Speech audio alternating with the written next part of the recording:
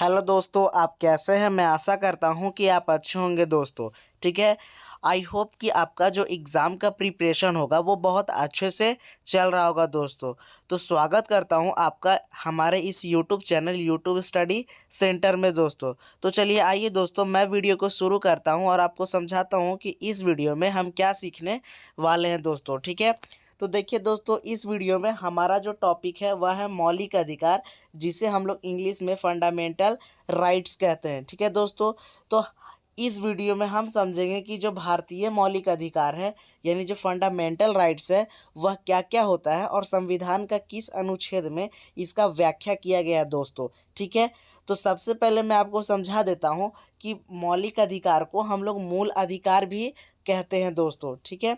मौलिक अधिकार को हम लोग क्या कहते हैं दोस्तों कि मूल अधिकार भी कहते हैं। यह बात आपको याद रखना है दोस्तों। ठीक है।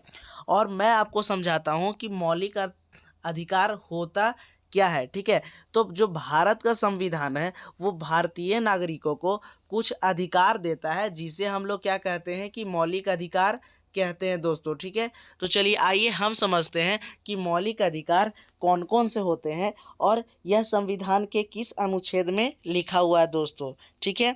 तो यहाँ पे आप समझिए कि जो मौलिक अधिकार है वह संविधान के भाग 3 में यानी कि चैप्टर 3 में अनुच्छेद 12 से 30 तक एवं 32 से 35 में मौलिक अधिकारों का वर्णन किया गया है। ठीक है दोस्तों। मौलिक अधिकार व्यक्ति के विकास में सहायक होते हैं। ठीक है। ये देश के सभी नागरिकों को सरकार की मनमानी और निरंकुशता से बचाते हैं। प्रारंभ में संविधान में 7 मौलिक अधिकारों को शामिल किया गया था, लेकिन बाद में संपत्ति के अधिकार को हटा दिया गया और वर्तमान में 6 मौलिक अधिकार है। यहाँ पे आपको समझना है कि क्या, यहाँ पे देखिए संविधान के भाग 3 में अनुच्छेद 12 से लेकर 30 तक और 32 से लेकर के कहाँ तक है हमारा 35 तक मौलिक अधिकारों का वर्णन किया गया है। या तो आप सीधा बोल सकते हैं कि 12 से 35 तक हमारा संविधान में क्या किया गया, मौलिक अधिकारों का वर्णन किया गया अनुच्छेदों में। ठीक है दोस्तों। और भाग 3 में यह बात आपको क्या करना है कि याद यहाँ पे रखना है। उसके बाद एक बात और नीचे देखिए, क्या आपको याद रखना है कि जब प्रारंभ में यानी जब संविधान बन रहा था तो टोटल 7 मौलिक अधिकार था हमारा। ठीक है।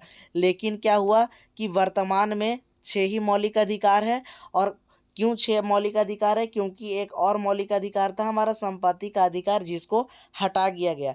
इस वीडियो में हम 6 मौलिक अधिकार के बारे में विस्तार से पढ़ेंगे दोस्तों। ठीक है। तो यहाँ पे सबसे पहले हम समझते हैं कि जो संपत्ति के अधिकार जो था हमारा उसको कब हटाया गया। ठीक है दोस्तों। तो यहाँ पे समझिए, जो संपत्ति के अधिकार को 1978 में 44वें संविधान संशोधन के द्वारा हटाया गया था। ठीक है। यह बात आपको याद रखना है, क्योंकि हर बार यह प्रश्न एग्ज़ाम में आता ही आता है दोस्तों, आप किसी भी एग्ज़ाम का तैयारी कर रहे हो। ठीक है। अब हम लोग 6 मौलिक अधिकारों के बारे में विस्तार से पढ़ते हैं। ठीक है। और समझते हैं कि 6 मौलिक अधिकार कौन कौन से हैं। तो यहाँ पे समझिए, सबसे पहले आपका मौलिक अधिकार क्या है कि समानता का अधिकार, जिसे हम लोग इंग्लिश में राइट टू इक्वालिटी भी कहते हैं। उसके बाद दूसरा मौलिक अधिकार क्या हमारा, स्वतंत्रता का अधिकार, जिसे इंग्लिश में हम राइट टू फ्रीडम भी कहते हैं। ठीक है। अब देखिए, जो तीसरा हमारा मौलिक अधिकार है वह क्या है, शोषण के विरुद्ध अधिकार। ठीक है। जिसे हम इंग्लिश में राइट अगेंस्ट एक्सप्लॉइटेशन भी कहते हैं दोस्तों। ठीक है। और जो चौथा हमारा मौलिक अधिकार है वह क्या है, यहाँ पे ध्यान से समझिए, धार्मिक स्वतंत्रता का अधिकार, जिसे हम इंग्लिश में right to freedom of religion कहते हैं। ठीक है। अब जो हमारा पांचवा मौलिक अधिकार है वो है सांस्कृतिक और शैक्षणिक अधिकार, जिसे हम इंग्लिश में कल्चरल एंड एजुकेशनल राइट्स कहते हैं। ठीक है। अब हमारा लास्ट मौलिक अधिकार है, यहाँ पे आप समझिए कि जो लास्ट वाला मौलिक अधिकार है वह है संवैधानिक उपचारों का अधिकार। ठीक है। जिसे हम लोग इंग्लिश में राइट टू कॉन्स्टिट्यूशनल रेमेडीज़ कहते हैं। ठीक है। यहाँ पे ये 6 मौलिक अधिकार में यह सबसे इम्पॉर्टेंट अधिकार है। यह बात आपको याद रखना है कि जो संवैधानिक उपचारों का अधिकार है यह सबसे महत्वपूर्ण अधिकार है, क्योंकि इसी अधिकार का प्रयोग करके हम देखिए यहाँ पे 6 जो मौलिक अधिकार हम बताए हैं इसमें से किसी भी अधिकार को यानी किसी भी अधिकार का जब उल्लंघन होगा तो हम इस पे क्या कर सकते हैं, खिलाफ कोर्ट में जा सकते हैं। अब छहों यहाँ पे अधिकार के बारे में हम विस्तार से जानते हैं, ठीक है। चलिए आइए, तो सबसे पहले हम समझते हैं कि समानता का अधिकार यानी राइट टू इक्वालिटी क्या होता है, ठीक है। तो यहाँ पे देखिए, जो समानता का अधिकार होता है वह क्या, कानून की नज़र में सभी लोग समान हैं। इसका मतलब है कि सभी लोगों को देश का कानून एक समान सुरक्षा प्रदान करेगा। इस अधिकार में यह भी कहा गया है कि धर्म, जाति, लिंग के आधार पर किसी भी नागरिक के साथ भेदभाव नहीं किया जा सकता। किसी व्यक्ति को खेल के मैदान, होटल, दुकान इत्यादि सार्वजनिक स्थानों पर जाने से नहीं रोका जा सकता है। राज्य देश के हर नागरिक को सरकारी नौकरी के लिए समान अवसर प्रदान करेगा, ठीक है दोस्तों। तो यहाँ पर समानता का अधिकार अर्थात राइट टू इक्वालिटी के बारे में आप यहाँ पे समझ चुके होंगे कि यहाँ पे कानून के नज़र में क्या होगा कि सब लोग बराबर होगा और सब को जो कानून होगा वो समान सुरक्षा प्रदान करेगा, ठीक है। और यहाँ पे ध्यान से देखिए कि जाति, धर्म और लिंग के आधार पर कोई भी भेदभाव नहीं होगा। प्रत्येक नागरिक क्या होगा, कानून के नज़र में समान होगा, ठीक है। और कोई भी सार्वजनिक जगह होगा, यहाँ पे आप ध्यान से समझिए, देखिए यहाँ पे लिखा हुआ है सार्वजनिक स्थान, ठीक है। सार्वजनिक स्थान, इसका मतलब होता है सरकारी जगह, जैसे देखिए मैदान, होटल, दुकान इत्यादि किसी भी जगह पर कोई भी व्यक्ति जा सकता है, ठीक है। और क्या हो, यहाँ पे बताया गया है कि राज्य है ना, यहाँ पे देखिए देश के हर नागरिक को सरकारी नौकरी के लिए समान अवसर प्रदान करेगा, ठीक है। तो यहाँ पे आप समझ गए होंगे समानता का अधिकार अर्थात राइट टू इक्वालिटी। अब हम समझते हैं स्वतंत्रता का अधिकार, जिसे हम लोग राइट टू फ्रीडम कहते हैं, ठीक है। तो चलिए आइए हम लोग विस्तार से अब समझते हैं। इसके अंतर्गत देश के नागरिकों को अभिव्यक्ति, भाषण, शांतिपूर्व सभा करने एवं संगठन बनाने, देश के किसी भाग में आने जाने और रहने तथा कोई भी व्यवसाय या कारोबार करने का अधिकार प्रदान किया गया है। प्रेस, मीडिया, झंडोत्तोलन जैसे अधिकार भी इसके अंतर्गत आते हैं। यानी जो हमारा स्वतंत्रता का अधिकार है, राइट टू फ्रीडम, जिसे हम इंग्लिश में कहते हैं, इसका मतलब क्या हुआ कि इसके अंतर्गत देश में कोई भी जो नागरिक होगा ना, नागरिक वो अभिव्यक्ति का मतलब होता है अपने विचारों को व्यक्त कर रहा है, ठीक है दोस्तों। अभिव्यक्ति का मतलब क्या होता है कि अपने विचारों को व्यक्त करना। भाषण यानी कि स्टेज पे चढ़ के क्या करना, स्पीच देना। और शांतिपूर्ण सभा, ठीक है। और संगठन बनाने, और देश के किसी भाग में आने जाने, रहने और कोई भी व्यवसाय और कारोबार करने का अधिकार है, ठीक है। कोई भी व्यवसाय यानी कोई भी वह बिजनेस कर सकता है और कारोबार करने का उसको अधिकार होगा, ठीक है। और क्या होता है, प्रेस, मीडिया, झंडोत्तोलन जैसे अधिकार भी इसी के अंतर्गत आते हैं कि प्रेस का भी हम कर सकते हैं, भाषण दे, मतलब प्रेस मीडिया जो भी देखते हैं ना किस प्रकार से क्या करता है, वह सवाल जवाब करता है। और हम झंडोत्तोलन कर सकते हैं, यह हमारा अधिकार है, ठीक है। अब हम लोग समझते हैं शोषण के विरुद्ध अधिकार, ठीक है, जिसे हम लोग राइट अगेंस्ट एक्सप्लॉइटेशन भी कहते हैं। तो शोषण के विरुद्ध अधिकार जो हमारा है वह क्या है, इसको आप ध्यान से समझिए। क्या बोल रहा है, शोषण के जो विरुद्ध अधिकार है इसको अच्छे से समझिए कि यह अधिकार मानव तस्करी, बेगार एवं जबरन श्रम का निषेध करता है। 14 वर्ष से कम उम्र के बच्चों को खतरनाक काम धंधे में लगाना तथा मजदूरी कराना अपराध है। अर्थात इसका मतलब क्या हुआ, अच्छे से आप समझिए। बोल रहा है कि जो यह अधिकार है वो मानव तस्करी, बेगार एवं जबरन श्रम का निषेध करता है, ठीक है। यहाँ पे आपको अच्छे से समझना होगा क्या कि तस्करी क्या होता है, मानव तस्करी। तो जो हम लोग मानव को एक स्थान से उठा करके दूसरे स्थान पर बेच देते हैं, जिससे उनको क्या किया जाता है, भीख मंगाया जाता है और गलत गलत धंधा किया जाता है, ठीक है। तो ये इसे हम लोग मानव तस्करी कहते हैं। और देखिए बेगार किसको कहते हैं, तो बेगार का मतलब होता है किसी भी काम से, किसी भी व्यक्ति से अपना काम करवाना और उसको जितना पैसा देना चाहिए उतना नहीं देना, ठीक है।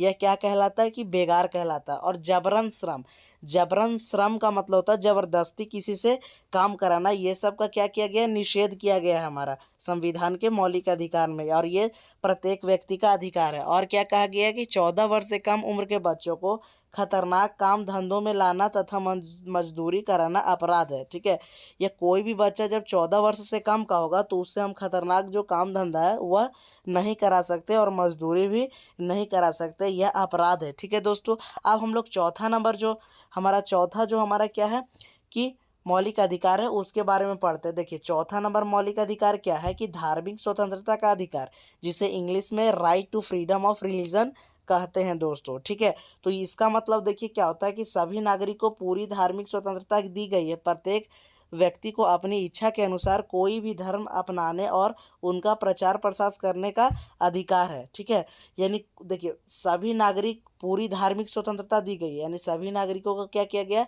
पूरा धार्मिक स्वतंत्रता यहाँ पे दिया गया। धार्मिक स्वतंत्रता का मतलब होता है धर्म से जो स्वतंत्रता होता है।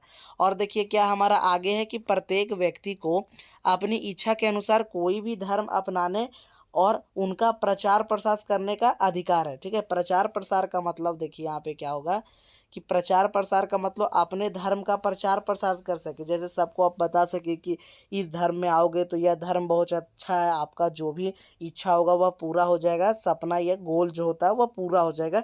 इसे हम लोग प्रचार प्रसार करते हैं। ठीक है, अब देखते भी होंगे कभी कभी ये हमेशा होते रहता है। ठीक है, अब देखिए 5 नंबर जो हमारा मौलिक अधिकार है वह क्या है?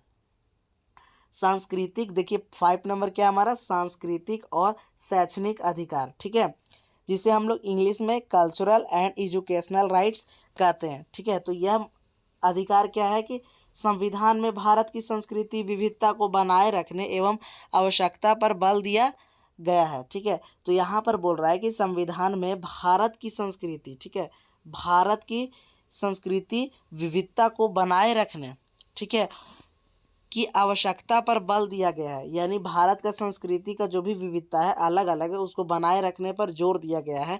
और धार्मिक या भाषाई सभी अल्पसंख्यक समुदायों को अपनी संस्कृति की रक्षा विकास के लिए अपने अपने शैक्षणिक संस्थान खोलने का अधिकार प्राप्त है। और क्या हो रहा है कि धार्मिक या भाषाई सभी अल्पसंख्यक समुदायों को, मतलब कि कोई भी धर्म के समुदाय हों या भाषा के आधार पर जो भी कम, जिनका समुदाय अल्पसंख्यक हो, अल्पसंख्यक का मतलब होता है कम संख्या में हो। ठीक है, तो वो क्या कर सकते हैं? अपनी संस्कृति की रक्षा के लिए और विकास के लिए अपना अपना शैक्षणिक संस्थान यानी विद्यालय खोल सकते हैं, और जिसमें वो अपना धार्मिक ज्ञान और भाषा का ज्ञान दे सके। ठीक है, तो यहाँ पे इस अधिकार में यह बात बोला गया। अब देखिए छठा नंबर क्या हमारा? संवैधानिक उपचारों का अधिकार, जिसे इंग्लिश में राइट टू कॉन्स्टिट्यूशनल रिमेडीज कहते हैं। ठीक है, अब देखिए इसका मतलब क्या है? यदि किसी नागरिक को लगता है कि राज्य द्वारा उसके किसी मौलिक अधिकार का उल्लंघन हुआ है तो इस अधिकार का